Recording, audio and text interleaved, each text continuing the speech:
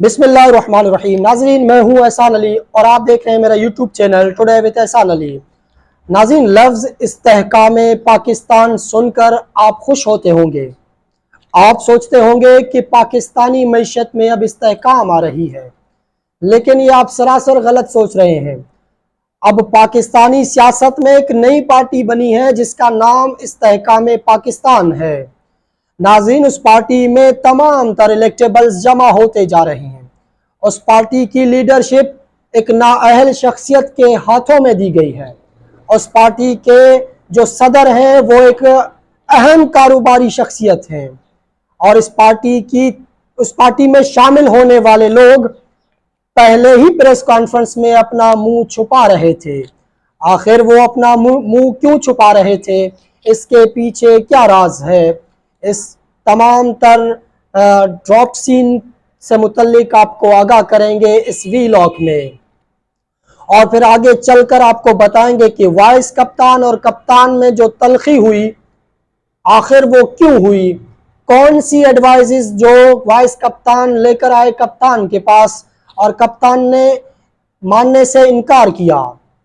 और फिर इस वीलॉग में आपको बताएंगे कि पाकिस्तानी सियासत बिखरता जा रहा है, पाकिस्तानी सियासत में मुतअद्दिद पार्टियां बनते जा रहे हैं और फिर उन पार्टियों का मुस्तकबिल क्या होगा।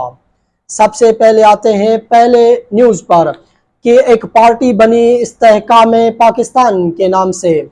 उस पार्टी का मुस्तकबिल क्या होगा, उसमें बैठने वाले लोग आखिर पहले ही प्रेस कॉन्फ्रेंस में अपना मुंह क्यों छुपा रहे थे। नाज़रीन, इस पार्टी को देखकर, इस पार्टी की प्रेस कॉन्फ्रेंस को देखकर मुझे एक लतीफ़ा याद आया। वो लतीफ़ा ये था कि एक शख्स बेरोज़गार था और उस बेरोज़गारी से तंग आकर उसने किसी से मशवरा लिया, तो किसी दूसरे शख्स ने उसे मशवरा दिया कि आप एक फ्रूट का ठेला लगाएं। नाज़रीन, उस शख्स ने हंसते मुस्कुराते एक ठेला लगाया, एक फ्रूट का ठेला लगाया। उस मौसम के तमाम तर फ्रूट्स उस ठेले पर लगाए, सजा दिए। जब दिन की गर्मी पड़ी उस फ्रूट के ऊपर तो फिर वो फ्रूट मुरझाते गए। वो फ्रूट उनका मूड खराब होता गया उन फ्रूटों का। नाज़रीन, उस शख्स ने कुछ पानी उठाया और उन फ्रूट्स को पानी मारते रहे और यूं कुछ अल्फाज कहे कि अगर बिकना नहीं तो ना बिके, लेकिन मूड तो खराब ना करे। यही एक सूरत हाल कल दिखी इस प्रेस कॉन्फ्रेंस में, जो एक इस्तेहकाम पाकिस्तान की सूरत में एक नई पार्टी बनी। नाज़रीन, इस पार्टी में शामिल तमाम तर लोगों को ये मालूम नहीं कि हमारा मुस्तकबिल क्या होगा। उनको ये मालूम नहीं कि ये जो हम पार्टी बना रहे हैं इसके पीछे अवाम खड़ी होगी या नहीं। नाज़रीन, इस पार्टी में एक ऐसे शख्स वहां पर बैठे हुए थे जिन्होंने अलल ऐलान ये कहा कि इस माथे पर गोली मार दें, लेकिन मैं तहरीक इंसाफ नहीं छोड़ूंगा। जी हाँ, वो अली जैदी उस पार्टी की मैन लीडरशिप में बैठे हुए थे, मैन कुर्सियों पर बैठे हुए थे। वो शख्स ये कह रहा था कि अगर तहरीक इंसाफ में आखिरी दो लोग भी बचे तो एक चेयरमैन तहरीक इंसाफ होगा और दूसरा अली जैदी होगा।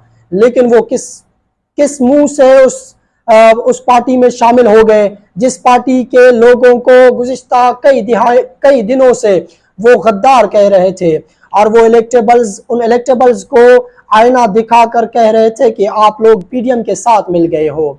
नाज़रीन, उसी ही प्रेस कॉन्फ्रेंस में ओन चौधरी बैठे हुए थे जो कि वजीर आज़म के मुशीर हैं।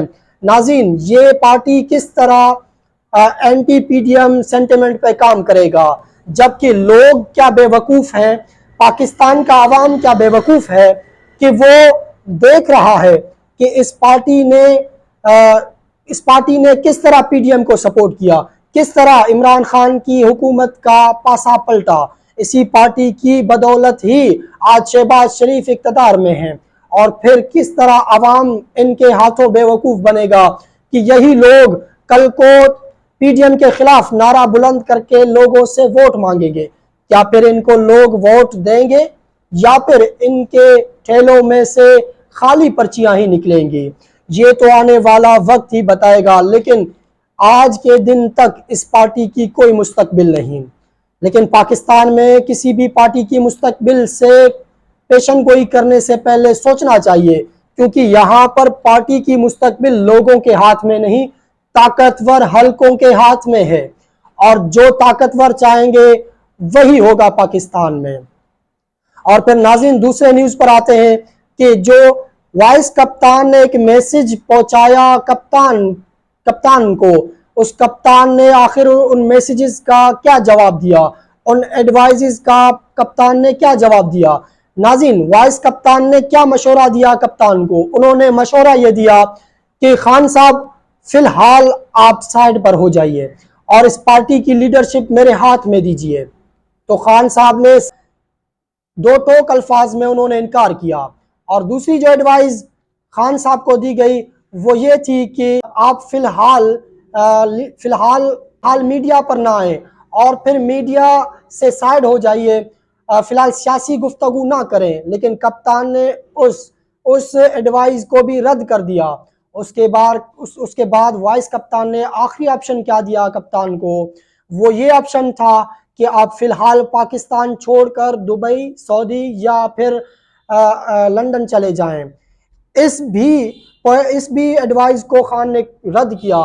یہ ایڈوائز وہ تھا جس طرح کسی دور میں محترمہ بینظیر بھٹو صاحبہ پاکستان چھوڑ کر چلی گئی تھی، یہ وہی ایڈوائز، اسی طریقے کا ایڈوائز اب کپتان کو دیا گیا، کپتان نے اسے رد کر دیا۔ یہی ایڈوائز 90 کے دہائی میں نواز شریف کو دی گئی، شہباز شریف کو دی گئی، اسی ایڈوائز پر عمل کر کے شہباز شریف اور نواز شریف پاکستان چھوڑ کر چلے گئے۔ ناظرین اس تمام تر ایڈوائزز کو خان نے رد کیا، اور گزشتہ روز 7 کیسز میں ان کی پیشی تھی، ان میں تمام تر کیسز میں عبوری ضمانت حاصل کرنے کے بعد اس جو کنگ پارٹی سے متعلق انہوں نے کہا کہ best of luck king party کو کہا۔ اور پھر ناظرین اب آتے ہیں پاکستان کی سیاسی صورتحال پر جو پاکستان میں اب اس وقت برپا ہے۔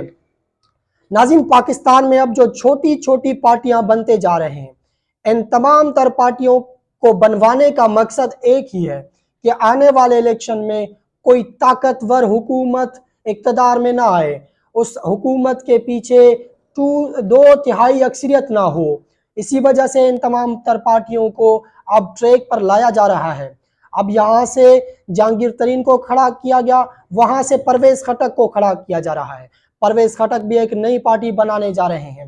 ناظرین اگر یہ پاکستان میں متعدد پارٹیاں بنیں گی، متعدد پارٹیاں مل کر آنے والی حکومت بنائیں گے، تو پھر پاکستان کی معیشت کا اللہ ہی حافظ ہے، کیونکہ ان تمام تر پارٹیوں میں کاروباری شخصیات شامل ہوں گے، ان تمام تر پارٹیز میں مافیاز شامل ہوں گے، اور پھر تمام تر لوگ اپنے ہی مفادات کے لیے حکومت کو استعمال کریں گے، پھر وہ دھمکیاں دیں گے اگر ہمارے مفادات پورے نہ ہوئے تو پھر ہم پارٹی چھوڑ دیں گے۔ اسی وجہ سے آنے والی جو حکومت ہوگی وہ اگر جوائنٹ حکومت بنے گی تو پھر پاکستان کی معیشت کا اللہ ہی حافظ ہے۔ ناظرین اس تمام تر سیاسی صورتحال سے آنے والے ویلاگ میں بھی آپ کو آگاہ کریں گے۔ اب تک کے لیے اتنا ہی۔ اپنا اور اپنے فیملی کا خاص خیال رکھیے گا۔ اگر یہ ویڈیو آپ کو پسند آیا ہو تو ہمارے یوٹیوب چینل کو سبسکرائب کرنا مت بھولیے گا۔ شکریہ، اللہ حافظ۔